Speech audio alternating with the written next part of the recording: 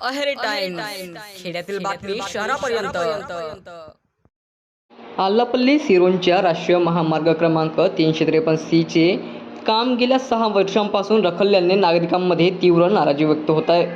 भ्रष्टाचार निवारण समितीचे जिल्हाध्यक्ष संतोष ताटीकोंडावार यांनी राष्ट्रीय महामार्ग अधिकाऱ्यांची भेट घेऊन रखडलेले काम, कथित अनियमितता आणि जनतेला होत असलेल्या त्रासाबाबत जाब विचारला।